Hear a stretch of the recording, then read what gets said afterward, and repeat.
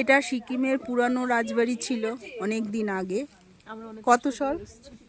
অনেক কষ্ট, 17 সেঞ্চুরিতে এটা ছিল সিকিমের। 17 সেঞ্চুরিতে শিফট করা হয়েছে। অনেকটা নালন্দার মতন এখনো পরিস্থিতি, এটা ধ্বংসস্তূপে পরিণত হয়েছে।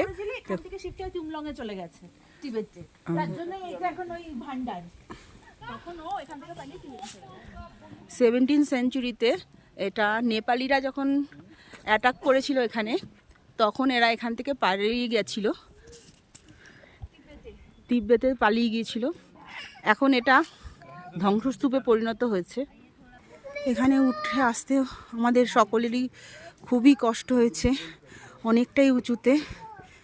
এটা দেখো, এটা খুব দুর্গ ছিল, প্যালেসের বর্ডার। দেখো,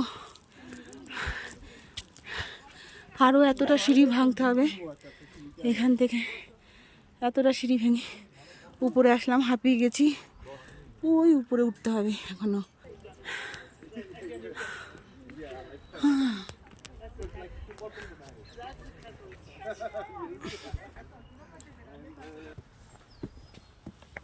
এ বাবু আর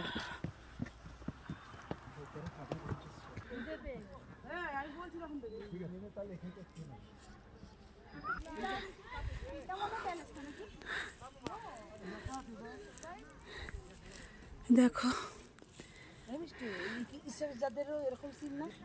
আমি তাকা, ওরা দুজনে সেই আমাকে বলে শুনবো, এরা তো বকবক করে না কেন, সব ছাড়ো।